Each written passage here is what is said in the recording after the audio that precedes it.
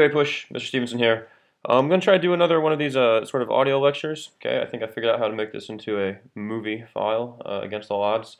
So let's go ahead and do chapter 10, which is essentially going over the idea of the expansion of democracy and the age of Jackson. All right, so buckle in. So what is Jacksonian democracy, right? That's like the big question here. You want to be able to understand what that term means and what it refers to in a push because it's going to be thrown around a lot. And it's really this idea of the theme of the entire chapter, okay, which is that this is the emergence of popular politics, the age of the common man, in this case, really white man, and it's an increase in political participation in general, right? So just the idea that more people are participating in politics, the sort of Hamiltonian idea of just the wealthy that have a say in government is kind of going to the wayside as we move further west. So let's figure out how we got there. All right. It kind of goes back to the War of 1812. Okay, so the theme is expansion in a lot of ways. One is going to be the expansion of the economy, right? In particular, the market revolution. Next is going to be the expansion of territory, in this case, westward into the Louisiana Purchase. We'll have an expansion of influence. America is going to begin projecting its strength into the outside world. And we'll have an expansion of democracy. More people are going to be able to vote, and there's going to be more states with more voters. Of course, there will be limitations to this, as we'll address, but in general, America is expanding in all of these ways. Let's look at our expansion of, actually, before we get expansion of the economy, I want to talk about the era of good feelings here for a second, right? Because this is the other sort of context that all of this takes place in. So, as you can see here, right, Monroe is elected in 1816. So this is James Monroe. He was the Secretary of State under President James Madison. Pretty resounding victory. You can see, I know I told you the Federalist Party dies with the Hartford Convention, which was, I believe, 1815, 1814. And so they were able to muster up Rufus King, one final candidate for election in 1816. You know, he wins a couple states, but you can see overall he gets smoked pretty sufficiently here. And moving forward into 1820, you can see that really there's one candidate, and it's Monroe. He essentially runs unopposed. You can see that there's independent Republican John Quincy Adams, who is going to win like a tiny little portion of New Hampshire via write-in candidates. Quincy Adams didn't really even run, though. Essentially, Monroe is running for a second term unopposed. So what is the era of good feelings? It's just this idea that we have sort of peace and harmony politically. The Federalists are dead, so it's single party, which means stuff is getting done, right? We got a Democratic Republican president, the executive, Monroe, and then we also have a Democratic Republican Congress. So when Congress passes things, the president's going to sign it, and people are going to feel like there's unity. Additionally, America's feeling pretty good because they won the War of 1812. Makes them feel strong, and that America is, is expanding and becoming more powerful. So now let's talk expansion of the economy first. Okay.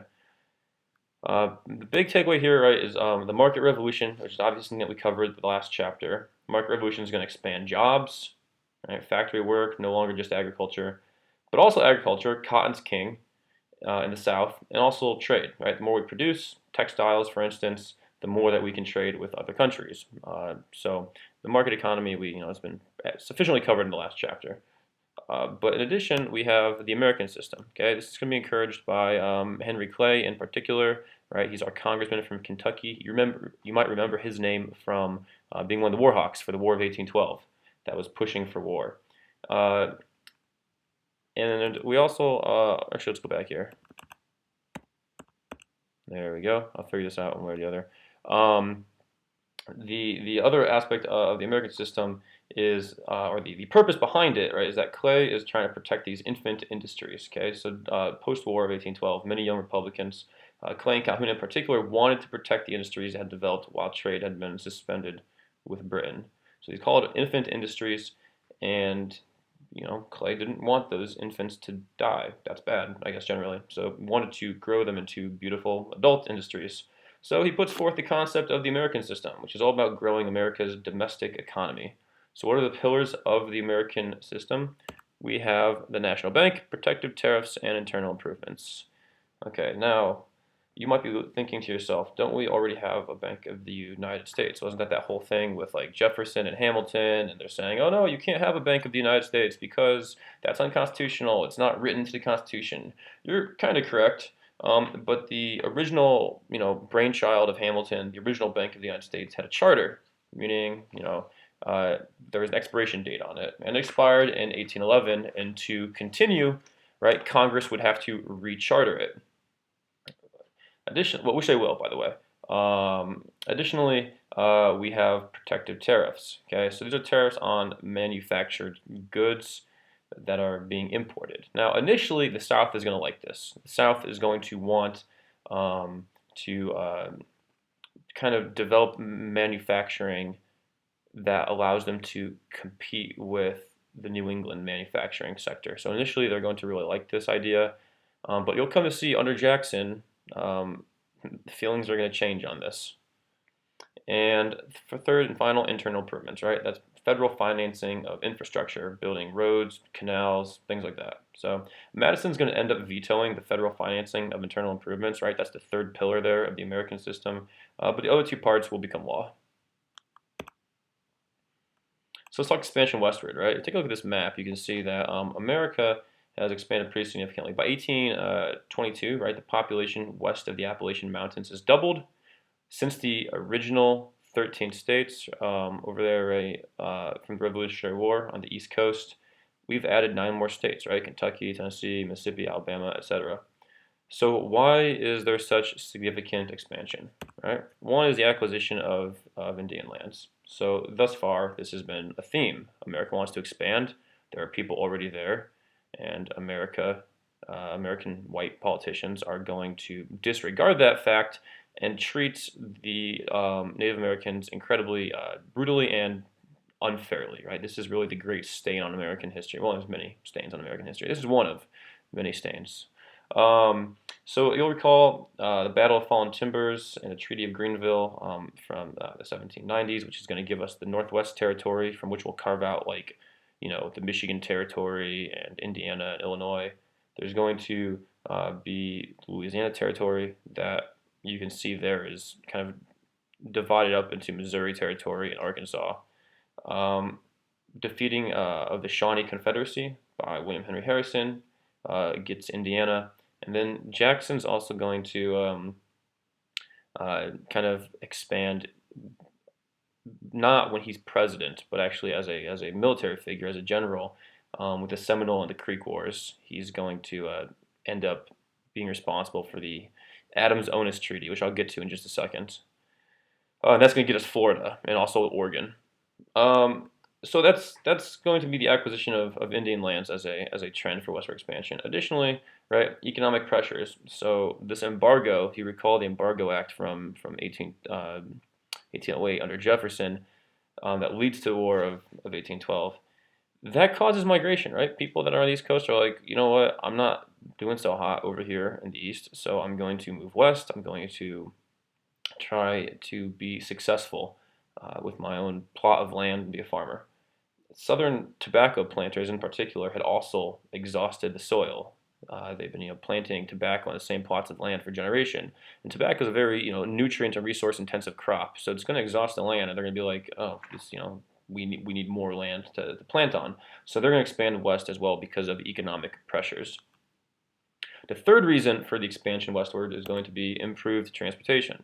People are going to expand westward now because they can expand westward. Because of roads and canals, right? This is all the infrastructure, remember, that is trying to be financed through the American system, although this is the one part that Madison will veto.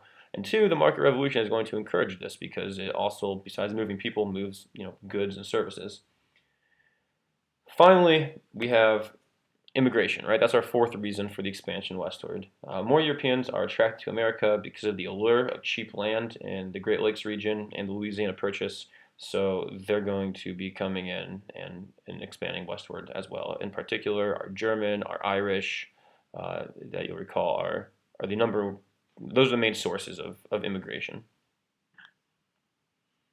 Of course, with this expansion, right, is going to come some legislation. One piece of that worth knowing is going to be the Adams-Onis Treaty. All right, so the Adams-Onis Treaty is pretty much so Jackson he gets a mandate at some point to like go down to Florida where there's been you know raids from Florida. Florida's kind of lawless at this point, and so it was kind of a motley crew of Native Americans, escaped slaves, and white raiders. And so they're going to Jackson goes down there, almost starts a war with Spain, end up with the Adams-Onis Treaty, where in exchange for getting Florida and the Oregon Country, or Spanish claims to the Oregon Country, I should say, the Great Britain and Russia will still claim that land. Then America is going to give up claims to Spanish Texas. So that's one other way we're going to expand. That's how we're going to get Florida territory. Another problem with this westward expansion, right, is going to be the compromise, the Missouri Compromise of 1820. So the biggest thing to take away here from the Missouri Compromise of 1820 is that it's going to cause a lot of future problems. So the Constitution provides for the bringing of states into the Union, but not for slave or free status. It just says, how states can come in, but not whether they'll be slave or free. So Congress tries to avoid this tricky issue by always bringing in a slave and a free state at the same time. That way the Senate can always be even, right? 11, or 12 senators from free states and 12 senators from slave states, and they'll be able to offset each other. And even in terms of those interests, and they can block any legislation from the House of Representatives that would favor the interests of one over the other. So really, it's just Congress trying to maintain this sort of like fragile balance. Missouri, however, is going to upset this balance. It's going to become the first state in the Louisiana Purchase to apply for statehood, and it could really tip the scales in terms of who will have more power, the South or the North, right? And in particular, the reason it's so important for the Senate to maintain equality, right, to block any legislation, is because the House of Representatives is based on representation. So the North is growing much faster, and they have a majority in the House. Anyway, so ultimately what it comes down to is a compromise led by our old friend here, Henry Clay, where you can see that line right above Arkansas Territory, the 3630 Missouri Compromise line. It says, no slavery in the rest of Louisiana Territory north of the 3630 latitude. Okay, this Compromise of 1820, or the Missouri Compromise, is going to not solve the problem. It's just going to kick the can down the road. If you were to, for instance, look at those Spanish possessions, you, as a person who has probably seen a map in 2016 at some point in your life, might recognize that eventually the United States is going to own that territory, and it's going to become states. Okay, so if you expand that line westward, just draw a straight line along the 3630. Guess what? It's going to intersect California, and that's going to be a problem. But don't worry, we'll deal with that in 1850. That's a problem for future America. All right, so we talked expanding westward and some of the problems it created. Let's talk about expanding influence. Okay, in particular, our expanding influence is going to create the Monroe Doctrine. So the context behind this, right, is that Spain's been weakened by the Napoleonic Wars. Napoleon has roundly defeated Spain during the Peninsular Campaign, weakened the monarchy in the process. So this allows a number of Spanish colonies in Latin America, like Guatemala, Honduras, Nicaragua, Venezuela, right? They're going to declare independence, given that Spain is too wrapped up with Napoleon to prevent this. Once Napoleon is defeated for a second time, however, a number of European monarchies are going to work to bring back the old monarchical order to Europe and limit the influence of the French Revolution. Right? These monarchies don't like the French Revolution because they don't want their own subjects getting any crazy ideas. So they want to limit the influence of the French Revolution, which had already begun spreading to Italy and Spain. So many of these monarchies consider helping return Spain to power in Latin America, since a powerful Spain is a check on the radical republicanism of France. Ultimately, what this means is that the British and the United States are going to decide that they have a common interest in limiting European influence in the Western Hemisphere. And this is going to lead us to the Monroe Doctrine, right? So ultimately, these monarchies want to give Spain their colonies back, America and Britain say, no, let's keep Spain weak. So Monroe Doctrine. Okay. How are we going to do this? Well, Monroe Doctrine says no further colonization in the Americas. America is going to stay out of European wars, and any intervention or meddling in our newly independent Latin American states is going to be met with force. Right? So one thing to notice for that first pillar here of the doctrine is no further colonization. Okay, it doesn't mean there's colonies that have not declared independence, and America says we're not going to mess with those possessions. Cuba is a good example, but you can't come over here and say, hey, newly independent Latin American states, now you're going to be our colonies again. Can't do that. So America feels it has the clout and the prestige necessary to issue a sweeping declaration because of the victory in the War of 1812 and this rapidly expanding economy. But also keep this in mind. Here's the real motive America does this. Okay, America issues the Monroe Doctrine, or James Monroe does, written by John Quincy Adams. It's all about future trading partners, right? If you think back to the doctrine of mercantilism, okay, remember that's called a closed economy. They can only trade with the mother country. So America sees these new republics with all these delicious, delicious raw resources, and they say, we can't trade with those countries if they become colonies again. But if they're independent sovereign states, we can trade with them, and that's really, really great for our economy. So that's the real motive. It's nothing. It's not. It looks like America's playing protective big brother and doing it for all the right reasons. But man, we never do it for the right reasons. So that's the Monroe Doctrine. So I know I told you guys this last week, but from now until the day you die, when you hear Monroe Doctrine, hands off the Western Hemisphere. Those are the words that should come to your mind. All right. So we've talked expansion west. We've talked expansion of influence, expansion of the economy. The last way that we're expanding significantly is with democracy. Okay, that's really the major theme of the 1820s. And so expanding democracy is essentially the expansion of suffrage, which is the ability to vote. And of course, we got to be careful when we say expanding democracy, because in reality, that's really only expanding it to white men. So why does this happen, right? A couple reasons. One is universal manhood suffrage, okay? So no more property qualifications. Many states passed property qualifications limiting suffrage to white males with a certain amount of property holdings in the early days of the Republic. Pretty much all of the original colonies that became the original 13 states had those property qualifications. Okay, but then as Western states begin developing, right, your Kentuckys, your Tennessees, your Alabamas, the type of people that move into those states are generally smaller farmers, not really the rich planter class or merchants and bankers that have a vested interest in maintaining that Hamiltonian notion of democracy, which is, if you'll recall, the aristocracy of the elite.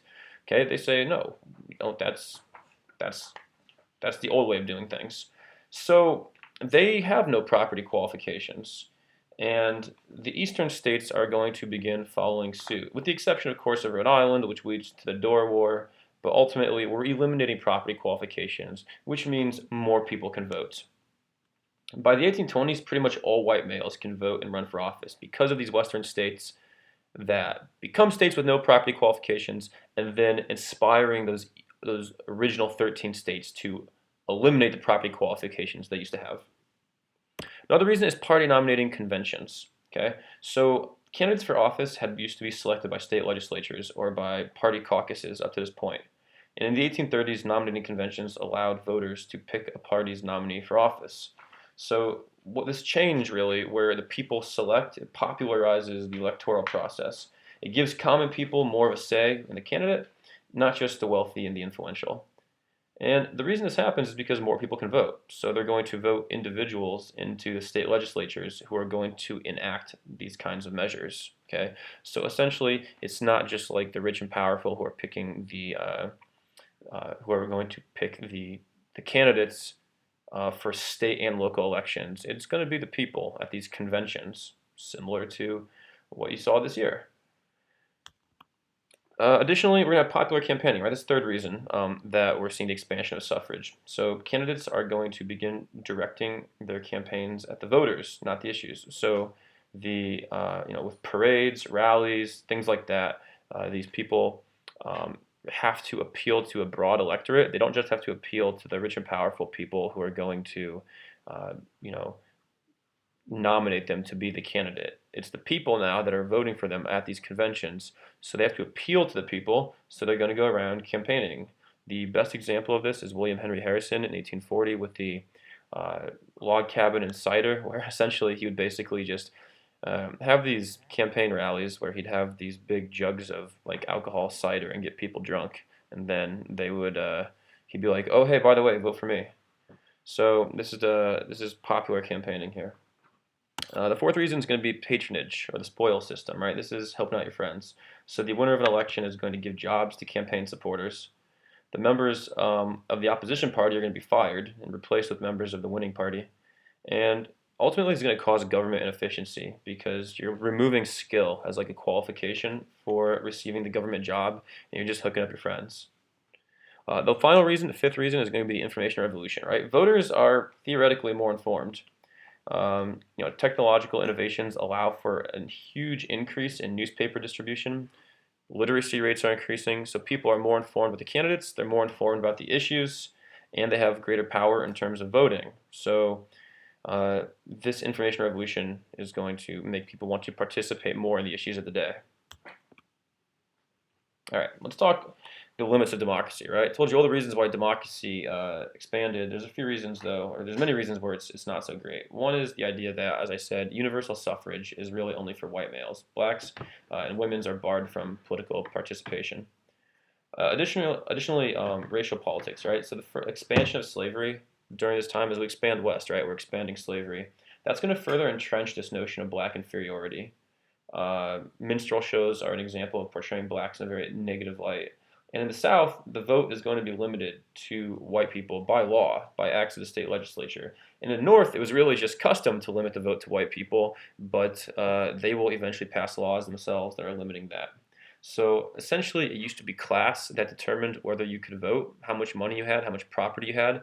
Now it's going to become about race and gender. Are you a male? Are you white? Then you can most likely vote. So all of these things, right? This expansion of the economy, the expansion of suffrage, the expansion of our influence, right? The expansion of the influence of the common man, that's going to lead us to what is considered to be the first common man candidate, okay? Andrew Jackson. So who's this guy? Andrew Jackson, right? Well, he's a war hero, and I use hero loosely because he's a hero in the 19th century, but, today we have perhaps, better perspective. If you recall, we talked War of 1812. The final battle of the war, the one that was fought after the Treaty of Ghent, was the Battle of New Orleans, where he defeated the British very decisively. And I mentioned earlier in this slides the Seminole Wars. That was led by Andrew Jackson as well in 1819 when he was a general. But he's also a Tennessee slave owner. He very, very much believes in the idea of slavery. But, he never finished school. He's not part of this, like, Virginia dynasty, okay? All these people like Jefferson and Madison and Monroe, the people that are going to that dominate the first several administrations. He comes from Tennessee. He's the first president from one of the western states. So people consider him to be a common man that understands his interests.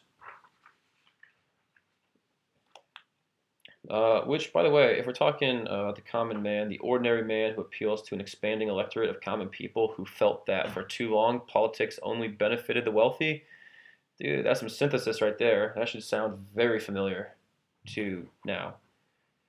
All right, so that's going to bring us to the 1824 election, okay? That's the first time Jackson's going to run. And you can see there's four candidates.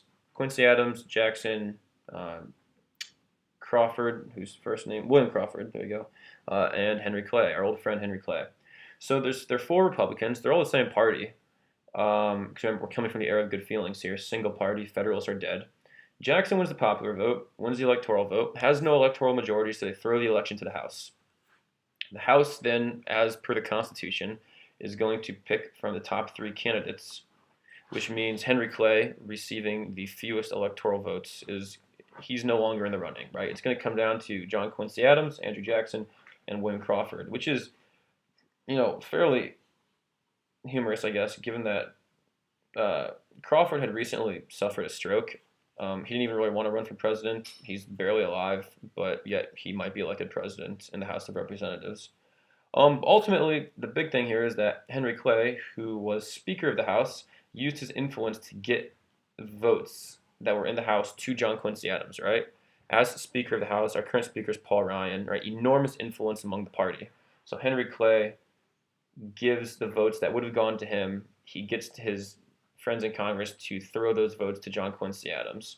That's going to give Quincy Adams enough votes to become president, and Andrew Jackson is going to lose his mind about this. He's especially because coincidentally, right, Henry Clay is going to be the appointed Secretary of State, which at this point in time is a stepping stone to the presidency. Jefferson, Madison, Monroe, John Quincy Adams had all been secretaries of state. It was pretty much the way vice president now is oftentimes considered the stepping stone to the presidency. It used to be Secretary of State. Anyway, so Clay gets Secretary of State.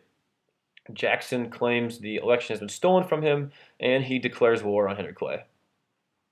So John Quincy Adams, his presidency is pretty boring, and I'm not going to waste any time talking about it. So let's fast forward to the 1828 election. Okay, Quincy Adams again. He's running for a second term versus Jackson. Okay, National Republicans versus from the Northeast with Adams versus Jackson, who's from the West. So one big takeaway from this election: there are 3 times as many voters in 1828 as there were in 1824, right? 3 times as many voters. That's a pretty big increase, and that's all because of this expansion of democracy that I was talking about just a few slides ago. That's my dog. All right.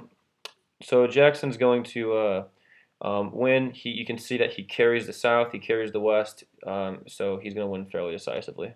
So let's talk about his first term, right? A couple things. Jackson, like we said, he's like supposed to be the common man. He invites people to the White House where they have a pretty big party after he's inaugurated, much to the horror of the hoity-toity wealthy people of Washington. He has what's called the kitchen cabinet. Okay, so this is not like the official cabinet with the Secretary of War, Secretary of State, etc. These are friends of Jackson, primarily newspaper editors that are really going to be his like special advisors. His appointed cabinet, right, the regular cabinet, is going to have much less influence over Jackson than previous administrations. And this kitchen cabinet, as they're called, being newspaper editors, they help him sort of determine public opinion and then spread his message in a way that is most advantageous for him to the American public. So there's 3 major issues that are going to dominate Jackson's presidency, the first term in particular. Okay, Native American removal, the bank war, and the nullification crisis. We'll get to this in just a second, actually. So, Old Hickory, by the way, was his nickname. You can see he wasn't quite like the most democratic person as he was portrayed.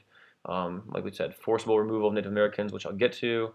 Get richer actually, and he vetoes bills that he doesn't like. He takes things very personally.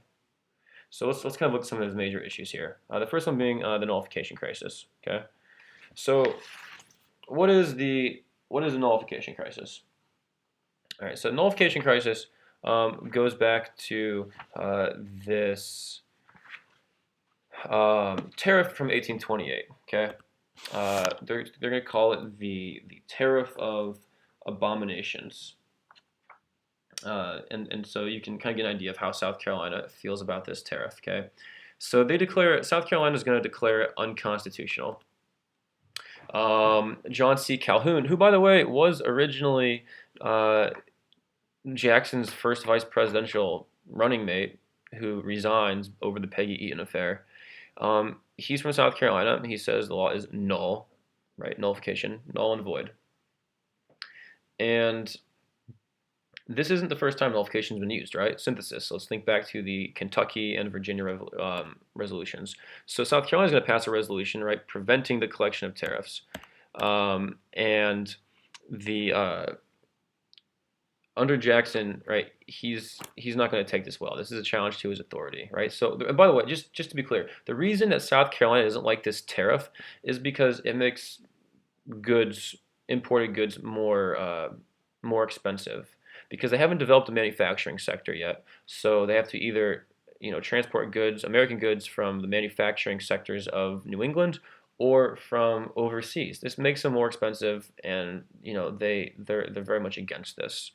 And like which I said, remember several slides back, Henry Clay actually is all about protective tariffs, but they say this protective tariff is far too high. So there's going to be debates over whether or not this nullification actually is allowed.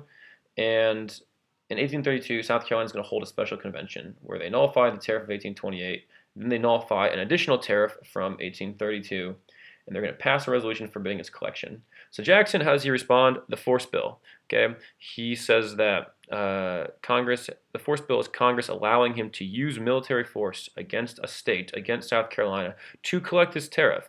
Okay, he even issues a proclamation to the people of South Carolina where he says, basically, you are all going to hang, every single one of you, if I cannot come down there and collect that tariff. So this is a huge, huge challenge to federal authority, and Jackson takes it as a major challenge to his own authority as chief executive. Ultimately, what happens is that while he simultaneously passes a force bill, which makes him publicly look very powerful, he also slightly lowers the tariff, and this is sort of a compromise with South Carolina. So this new tariff is passed. It's not quite as offensive to Southerners. And in South Carolina, they will repeal their original nullification. However, they will nullify the force bill. So just kind of a symbolic gesture there, right? So again, this is somewhat ironic because Jackson is all about the idea of the common man. He's all about the idea of limited federal authority, states' rights. However, he's perfectly willing to take an army down into South Carolina and forcibly collect on a tariff when federal authority is challenged. So you can see some inconsistencies there. Moving from the nullification crisis, let's talk Native American policies. Okay, so the Indian Removal Act is passed in 1830. And Jackson wants to remove natives from lands to make way for American settlers. That's primarily what this is all about. And so he wants to resettle the Native Americans west of the Mississippi. And by 1835, most of those tribes in the east have submitted, right? Your Choctaw, your Chickasaw, your Creeks have submitted and moved west. They also created the Federal Bureau of Indian Affairs, which still exists to this day, to assist with the resettled tribes. So this is going to be challenged, though, by the Cherokee. And it's going to be challenged in court, and it's going to lead to some key court cases here. So these are two court cases you should definitely know. One is going to be Cherokee Nation v. Georgia. Okay, so in Cherokee Nation v. Georgia, the big question is, what is the status of the Cherokee Nation? Can they even bring a lawsuit? Are they even allowed to sue? If they are really a foreign nation, which the Constitution says, right? The Constitution claims that Native Americans are sovereign foreign nations, then they should be allowed to sue Georgia in federal court. That means there would be original jurisdiction. You remember we talked a few weeks ago about original versus appellate jurisdiction. Okay, original jurisdiction says you can bring a case immediately in that court. It doesn't have to be appealed. So John Marshall then basically says, well, they're not really sovereign nations, but they're not states. And he creates a classification calling them domestic dependent nations. And he compares their status, saying that Native Americans are essentially the way a ward of the state is to a guardian. Okay, this is a category of convenience created by John Marshall, and really it's used to say that, like, no, sorry, Cherokee Nation, you are not allowed to sue in federal court. However, 1 year later, in 1832, Worcester v. Georgia, Marshall's going to say, actually, Georgia, though, you have no authority over this native land. You cannot pass any of these. You can't pass any legislation that takes land away from the Cherokee. Because Georgia had passed their own law requiring Western removal of the Cherokee. So when they're challenged in court, Marshall says the laws of Georgia have no force in Cherokee territory. Jackson, however, remember, and you'll remember this from the podcast you listened to, sided with the states. He refuses to enforce the court's ruling, and then there's the questionable quote whether he actually said, Marshall has made his decision, now let him enforce it. But ultimately, this is a Georgia law that's being challenged, and the Indian Removal Act will carry all the force necessary to remove Native Americans, which is what's going to happen. They're going to be forced westward over the course of about 20 years. And you can see the Cherokee, the Creek, the Chickasaw, the Choctaw, from those sort of areas in pink, they're all being moved to what is current-day Oklahoma, to these permanent reservations, okay? And I don't know how familiar you are with like the geography of the United States, but let me tell you, this land they were originally on, great land, fertile land, lots they can do with that land. Then they moved to Oklahoma. Oklahoma, not great land, not fertile land, not a lot going on there. Okay, no offense to the people in Oklahoma, but like land ain't great. So this is going to be a huge downgrade, obviously. Not to mention the fact that the federal government, despite all the treaties that have been signed, is now forcing them off their land. And the Cherokee don't want to go, which is why the U.S. Army is going to be used to forcibly move them along the Trail of Tears. Okay, this is actually after Jackson leaves office. It's during Van Buren, but over 15,000 Cherokee are rounded up. Their homes are burned. Over 4,000 die. They were moved during the winter, which some say was done to ensure the most casualties would be inflicted as possible, because if we're being honest here, Jackson's hope for Native Americans is really extermination. It's not assimilation. It's not peaceable coexistence. It's extermination. And so thousands die. And here's perhaps one. I mean, there really are no winners in this, but among the worst elements of this is that it cost $6 million to relocate them, and the federal government basically paid a pittance, right, $9 million for the land that belonged to the Cherokee. They subtract that $6 million of cost for relocation from the amount that they're paying them for the land. So not a great it's a stain, obviously, on American history and on the legacy of Andrew Jackson. All right, so the last major issue for Jackson's presidency that you need to be aware of here is going to be the bank war. Okay, so Jackson is not a fan of the Bank of the United States. Okay, now remember that was a pillar of the American system under Henry Clay, was to have another national bank. The original charter expires, so they have a second Bank of the United States that's going to be chartered in 1816. Right, 20-year charter means that it's going to expire in 1836. So the point of the national bank really is just to help keep the economy from. The economy was much less stable in the 19th century. It was just a lot more subject to the whims of like speculation and things like that. And so the national bank was meant to help stabilize it. And really, it's the bankers and merchants of New England that really support it. And people like Jackson, they say this is a tool of the rich. So Nicholas Biddle, by the way, okay, he is the president of the Bank of the United States, and this is a very shrewd political maneuver that really backfires on Biddle. Okay, technically the 20-year charter is not going to be up until 1836. So why does Biddle come up in 1832 asking for this to be renewed? It's because he wants to make it an election issue. He wants it to be something that is going to be brought up during the 1832 campaign, where Henry Clay is very much in favor of it, Andrew Jackson very much against it.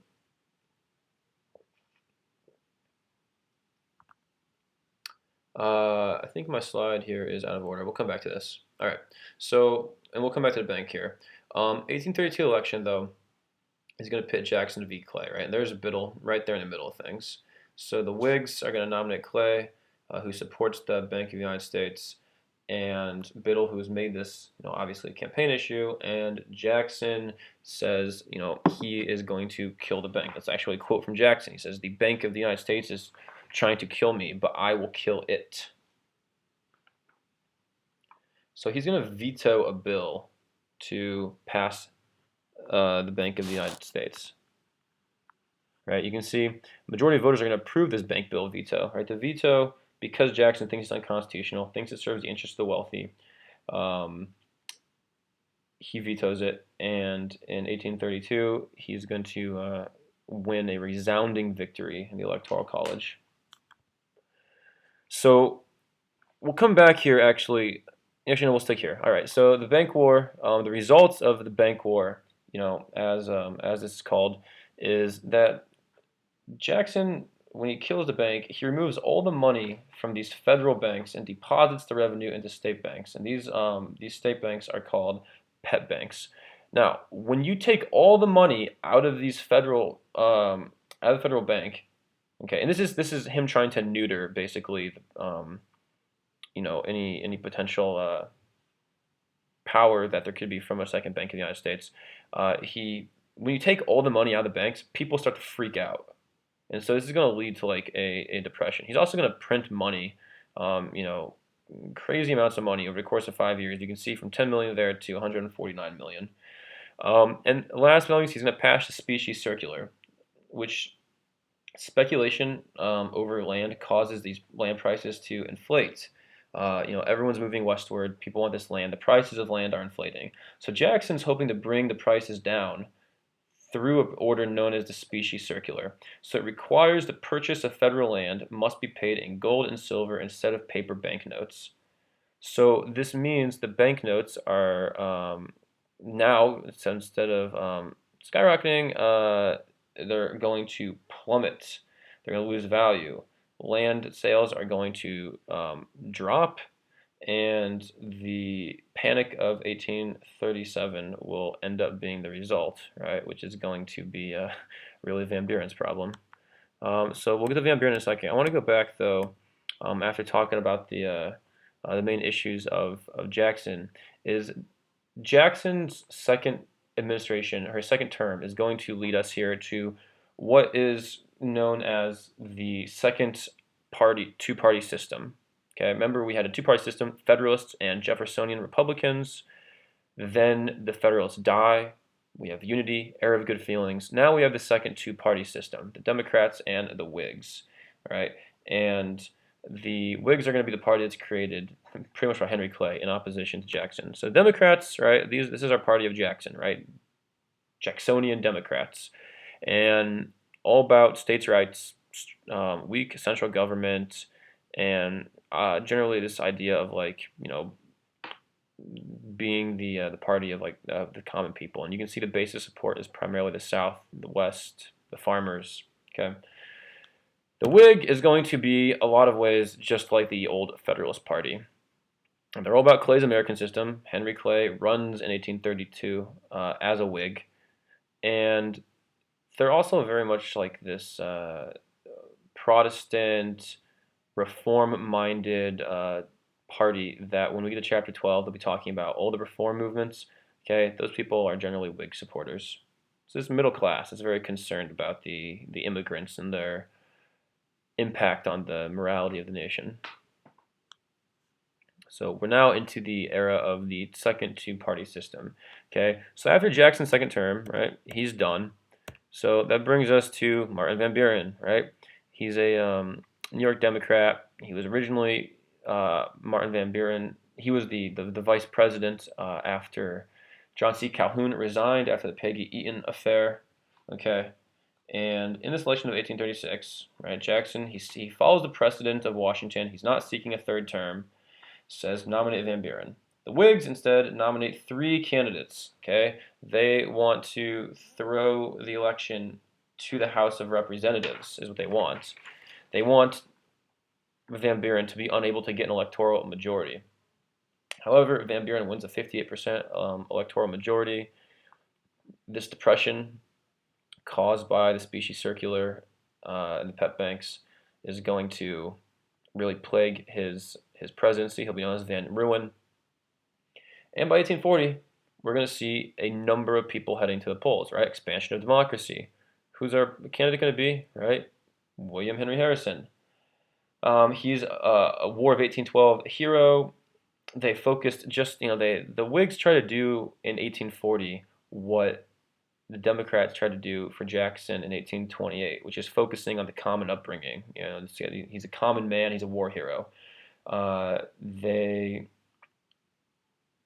focus on that and also how bad Martin Van Buren's uh, economy had been under his administration. So many people turn out to vote. Harrison and his vice president John Tyler won a majority. Harrison dies less than a month after taking office, becomes the first president to die in office, and establishes the precedent of the vice president.